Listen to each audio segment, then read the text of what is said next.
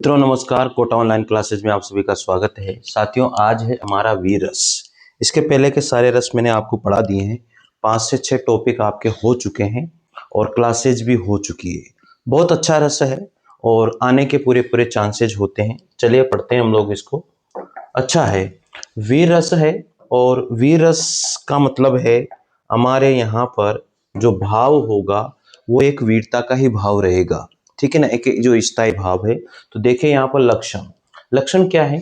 किसी कठिन कार्य या तो कोई भी कठिन कार्य हो या कोई भी शत्रु अथवा शत्रु सेना को देख करके जब हृदय में कोई भी उत्साह नामक स्थायी भाव जागृत होकर के विभाव अनुभाव और संचारी भाव से युक्त हो जाए तो वहां पर क्या होता है? वीर रस होता है। अब किन किन चीजों को देख करके जो है उत्साह नामक स्थायी भाव जागृत होता है तो वो बताया गया है। एक तो कोई भी कठिन कार्य हो, अगर कोई भी कठिन कार्य है उसको देख करके या उसको करके हमारे मन में कोई भी उत्साह नामक स्थायी भाव जागृत होता है, या फिर शत्रु को देख करके या फिर शत्रु की सेना को देख करके जब हमारे हृदय में उत्साह नामक स्थायी भाव जागृत होकर के विभाव अनुभाव और संचारी भावों से युक्त हो जाए तो वहां पर क्या होता है? वीर रस होता है साथियों। तो बहुत बढ़िया, आप लोगों को यहाँ समझ में भी आ रहा है और अच्छे से मैं समझा रहा हूँ साथियों। आप निश्चित रहिए, नोट्स बहुत बढ़िया है। चले यहाँ पर देखते हैं। अब जो वीर रस है उसकी कितनी श्रेणियां होती हैं? तो वीर रस की जो श्रेणियां हैं वो 4 प्रकार की होती है, आपको पता होना चाहिए। युद्ध वीर सबसे श्रेष्ठ जो है वो युद्ध वीर है, इसकी आपको ध्यान रखना है। एक है दानवीर और एक है दयावीर और एक है धर्मवीर। हम इन चारों ही जो वीर रस के जो 4 श्रेणियां हैं, इन चारों को ही हम लोग 4 उदाहरण इसके देखेंगे। तो सबसे श्रेष्ठ क्या है? वो युद्ध वीर है। ठीक है। अब जो वीर रस है उसका स्थायी भाव है उत्साह, आपको ये भी याद होना चाहिए। तो याद होना चाहिए वीर रस की श्रेणियां कितनी हैं? 4 हैं। युद्धवीर, दानवीर, दयावीर और धर्मवीर। इसमें ये भी पूछा जा सकता है कि वीर रस की कितने श्रेणियां होती है? तो 4 होती है। कर्मवीर इसमें नहीं आता है, तो कर्मवीर आप ध्यान रखें, वहां पर ऑप्शन में कर्मवीर भी वो देता है, ये आपको नहीं वहां पर करना है। तो युद्धवीर, दानवीर, दयावीर और धर्मवीर होता है और सर्वश्रेष्ठ जो होता है वो युद्धवीर होता है। हो जाएगा याद, कोई दिक्कत नहीं होनी चाहिए मेरे हिसाब से। तो चलिए अब यहां पर देखते हैं वीर रस के कौन कौन से तत्व होते हैं और वीर रस के जो तत्व हैं वो कौन कौन से हैं, ये आपको देखना है साथियों। ये हर रस में मैंने आपको बताया है और हर प्रकार से समझाने की पूरी कोशिश करी है। बस आपका प्यार चाहिए, आप जो वीडियो है उसको जरूर से जरूर शेयर करें, यही है। रस कौन सा पढ़ रहे हैं? वीर रस पढ़ रहे हैं हम लोग। ठीक है। इसका स्थायी भाव क्या है? इसका स्थायी भाव आप सबको मैंने अभी बताया, उत्साह नामक स्थायी भाव है, या किसी युद्ध को देख करके या युद्ध में शत्रु सेना को देख करके इस तरह से स्थायी भाव जागृत होता है। स्थायी भाव हमेशा जो है वो सुप्त अवस्था में होता है, वो जागृत कहीं ना कहीं जो है उद्देश्य से, उद्दीपन से होता है या अनुभव से होता है। ठीक है ना। अब यहाँ विषय आलंबन क्या होगा? जिसके हृदय में स्थायी भाव जागृत हुआ है उसको कहेंगे आश्रय आलंबन। ठीक है। जिसके कारण स्थायी भाव जागृत हुआ है उसको कहेंगे विषय आलंबन। याद हो जाएगा क्या? मैं आपको फिर बता रहा हूं कि विषय आलंबन क्या होता है। जिसके कारण स्थायी भाव जागृत होता है उसको कहते हैं विषय आलंबन। जिसके कारण भाव जागृत होता है उसको विषय आलंबन कहते हैं। अब कारण क्या हो सकता है? शत्रु भी हो सकता है, शत्रु की सेना भी हो सकती है और कोई कठिन कार्य भी हो सकता है जिससे स्थायी भाव जागृत हो सकता है। ये कारण हो सकते हैं किसमें? वीर रस के अंतर्गत। ठीक है। अगला यहां पर आता है आश्रय आलंबन। जिसके हृदय में स्थायी भाव जागृत होता है वो होता है आश्रय आलंबन। अब यहां पर आश्रय आलंबन कौन कौन हो सकते हैं? वो कोई भी व्यक्ति हो सकता है। मैंने लिखा भी हुआ है, जिसके हृदय में स्थायी भाव जागृत होता है वो होता है आपका आश्रय आलंबन। ठीक है। इसके बाद में फिर देखते हैं उद्दीपन क्या होता है। अब उद्दीपन देखो, यहाँ पर उद्दीपन क्या होता है? कार्य की जो कठिनता है, उद्दीपन का मतलब क्या होता है? बढ़ाने वाला, उसके अंदर स्थायी भाव को बढ़ाने वाला। आश्रय के अंदर तो क्या क्या होता है? उद्दीपन कार्य की कठिनता हो सकती है, शत्रु व शत्रु सेना का कार्य भी हो सकता है, इस बात को भी आपको जान लेना है। तो उद्दीपन क्या क्या होता है, कार्य की कठिनता हो सकती है, शत्रु व शत्रु सेना का कार्य भी हो सकता है। अनुभव क्या होता है, अनुभव होता है आश्रय के द्वारा जो भी कार्य किया जाता है उत्साह नामक स्थायी भाव होने पर, तो वो अनुभव होता है। तो क्या क्या हो सकता है, ये वीरतापूर्ण कार्य हो सकता है, उसके वचन हो सकते हैं, और यहाँ पर कोई रोमांस भी हो सकता है।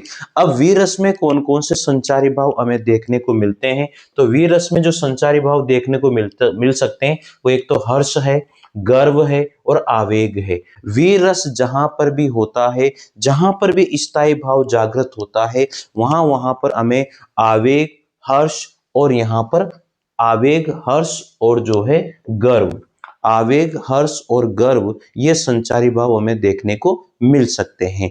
चलिए एक उदाहरण देखते हैं हम लोग यहाँ पर। युद्धवीर सबसे श्रेष्ठ यहाँ पर माना गया है, 4 श्रेणियां मानी गई है वीर रस की, ठीक है। कर्मवीर इसमें नहीं गिना जाता है, इस बात का ध्यान दीजिए। तो युद्धवीर सबसे श्रेष्ठ है। अब यहाँ पर आपको देखना है भाई, देखो सबसे पहला उदाहरण है यहाँ पर, और पहला उदाहरण क्या है, बहुत बढ़िया उदाहरण है, और ये उदाहरण जो है वो दानवीर का है, ठीक है ना। हमने युद्धवीर, दानवीर, कर का ये सॉरी, ठीक है। तो ये 4 हमने यहाँ पर इसकी श्रेणियां मानी थी, उसमें से सबसे पहला उदाहरण आपको बता रहा हूं दानवीर का।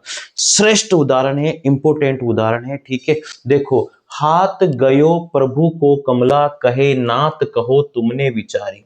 कितनी बढ़िया बात कही है।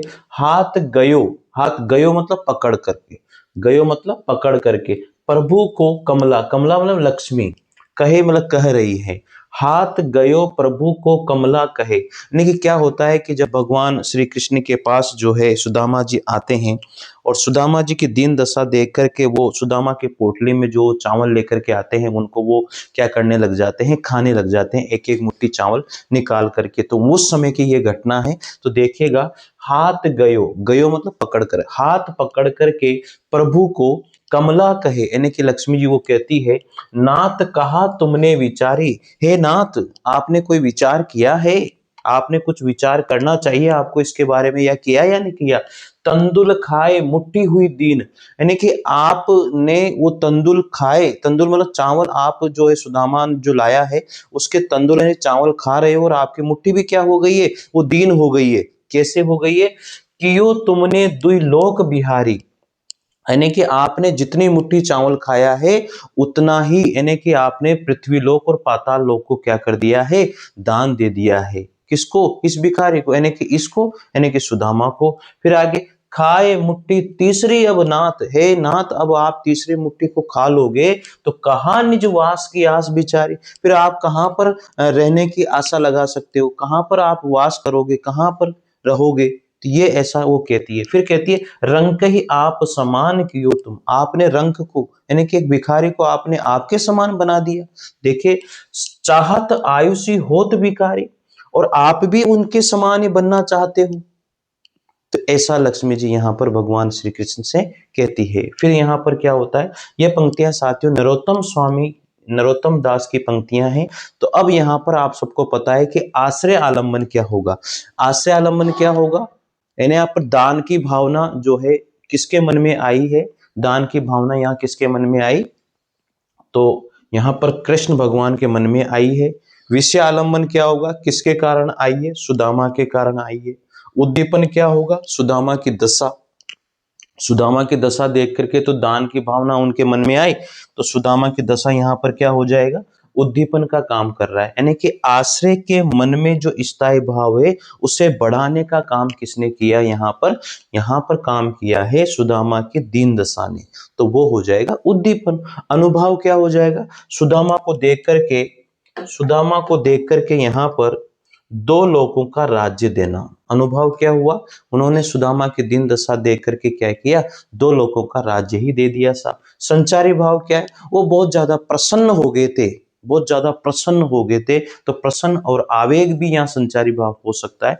तो संचारी भाव बहुत ज्यादा प्रसन्न है, यानी कि हर्ष की भाव ना यहाँ देखी गई है। तो ये था दानवीर का यहाँ पर, यानी कि एक वीर रस में भी दानवीर का जो भाव है वो पहला उदाहरण हम लोगों ने देखा। तो आप इसे जरूर नोट कीजिएगा, बहुत बढ़िया उदाहरण है। मैं एक साथ आप लोगों को दिखा देता हूं, ठीक है। ये उदाहरण था भाई, बहुत प्यारा उदाहरण है, इसे आपको नोट करना चाहिए। ठीक है, देख लिया। आगे अब दूसरा उदाहरण आता है, और ये दूसरा उदाहरण है दयावीर का। मैंने आपको बताया था दानवीर, दयावीर, ये चार मैंने श्रेणियां बताई है उसकी, तो एक एक का एक एक उदाहरण देख रहे हैं। बहुत इंपॉर्टेंट है, आपको पढ़ना चाहिए, आप मत भटके इधर उधर, मैं फिर कह रहा हूं। चलिए अगला उदाहरण है, जा सरसी में यो जल छुड़ायो, यो छुड़ाए गज ग्राह ही ते, आए तीर शोभा जमी महाराज की। बहुत बढ़िया लिखा है। देखो ये है जो है दयावीर का भाव है। पीत पट ले के अंगोछत, शरीर कर कंजन से पहुंचत भूषंड गजराज की। बहुत बढ़िया बात कही है। यहाँ पर क्या होता है कि जो गजराज जो हाथी है वो पानी पीने के लिए तालाब में जाते हैं, और मगरमच्छ वहां पर क्या होता है उनके पैर को पकड़ लेता है। तो अब क्या होता है, जब मगरमच्छ पैर को पकड़ लेता है तो पकड़ने के बाद में स्थिति ऐसी हो जाती है कि वो पैर को, जो गजराज है वो छुड़ा नहीं पाता है। अब गजराज पैर को छुड़ा नहीं पाता है तो फिर क्या होगा, फिर क्या होगा, तो गजराज जो हाथी है वो भगवान को पुकारता है, तो भगवान विष्णु वहां पर आते हैं। ठीक है, तो ये इस तरह की कहानी है भाई। तो देखो सरसी का मतलब क्या होता है, जल होता है। जा सरसी में यो छुड़ाए, सरसी मतलब जल में, यो छुड़ाए गज ग्राह, ग्राह मतलब मगरमच्छ, यहां पर क्या हो जाएगा, ग्राह मतलब क्या हो जाएगा, मगरमच्छ हो जाएगा। यहां लिख लो मगरमच्छ, ग्राह मतलब मगरमच्छ। ही ते आए तीर शोभा जमी महाराज की, यानी कि भगवान जो विष्णु है, जब गजराज ने मगरमच्छ से अपने पैर को छुड़ा नहीं पाए, जल के अंदर जब गए थे, तो फिर उन्होंने क्या किया, अपने चक्र को निकाला और जो है उनके गर्दन को काट करके, मगरमच्छ गर्दन को काट करके जो गजराज के पैर को यहाँ पर छुड़ा लिया था। तो ऐसा यहाँ पर वो, और वो बहुत शोभायमान दिख रहा है, वो बहुत अच्छा लग रहा है, और वो तीर पर जो है बहुत अच्छे से सुंदरता उनकी दिख रही है। और ऐसा कहा गया है, पीत पट ले के अंगोछत शरीर, और जो गजराज है, जो हाथी है, भगवान विष्णु अपने पीले वस्त्रों को लेकर के उस हाथी के पीठ को क्या कर रहे हैं, पहुंच रहे हैं अंगोछे से।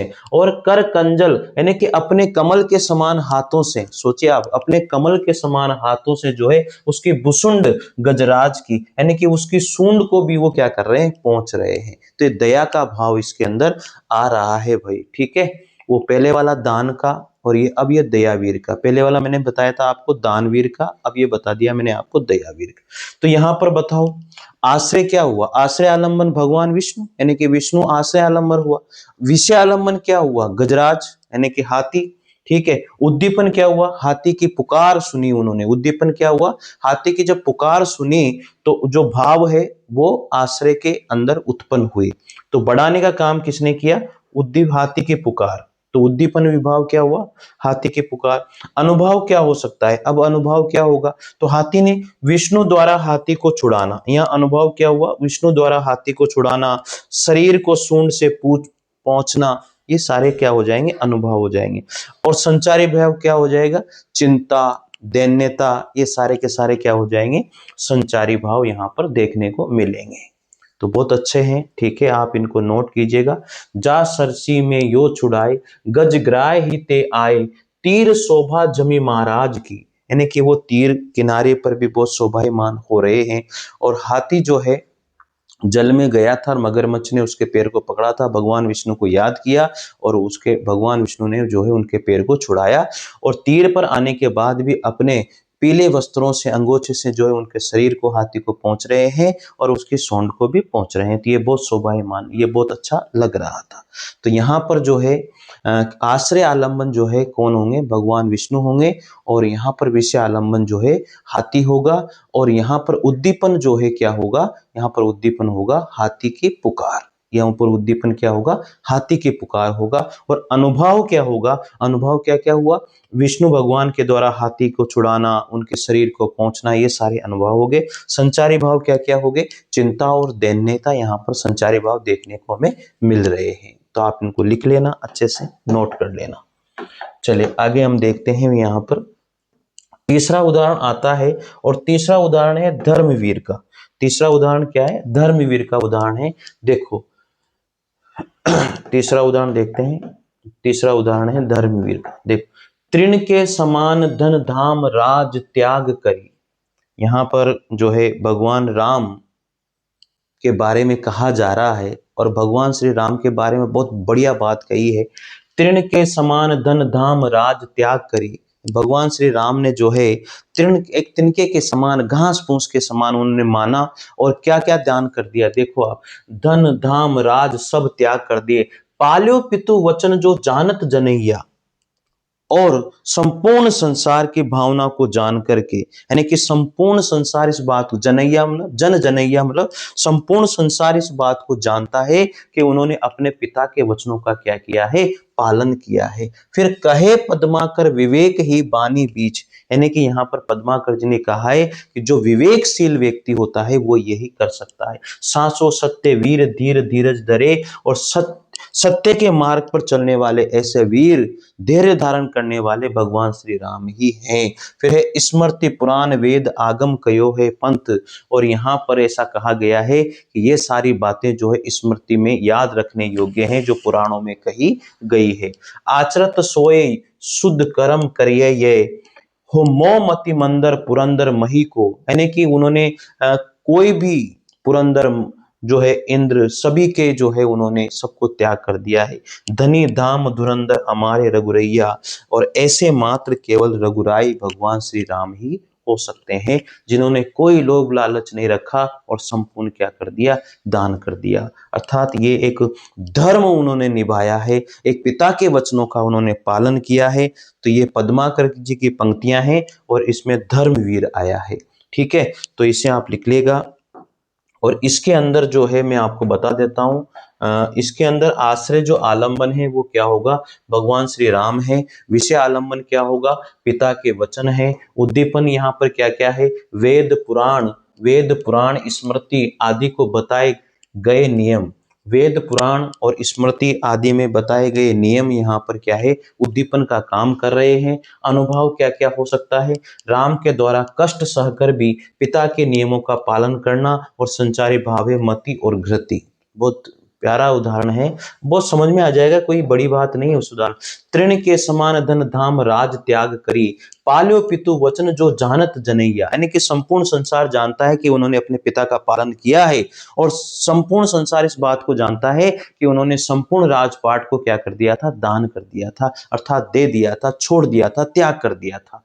ये सारी बातें पद्माकर विवेक ही की बानी बीज, पद्माकर जी ने स्वयं लिखा है कि एक विवेकशील व्यक्ति यही कर सकता है, बुद्धिमान व्यक्ति कर सकता है। साचो सत्य वीर धीर धर्म, उन्होंने सत्य का पालन किया है और धैर्य को धारण करके उन्होंने ये बताया कि किस तरह से धैर्य के साथ ये सारा काम उन्होंने किया है। बहुत गजब की बातें लिखी है। तो यहाँ पर भगवान श्री राम क्या हो जाएंगे, आश्रय आलंबन हो जाएंगे, और उनके पिता के जो वचन है वो यहाँ पर विषय आलंबन का काम करेंगे। और उद्दीपन यहाँ पर जो भाव जो है, स्थायी भाव बढ़ाने का जो काम किया है वो बताया गया है। यहाँ पर वेद पुराण स्मृति आदि में बताए गए नियम हैं, और अनुभाव राम के द्वारा कष्ट सहकर भी पिता के नियमों का पालन करना, और संचारी भाव मति और या घृति, ये संचारी भाव देखने को हमें यहाँ पर मिल रहे हैं। ठीक है, मेरे हिसाब से तो समझ में आ गया होगा।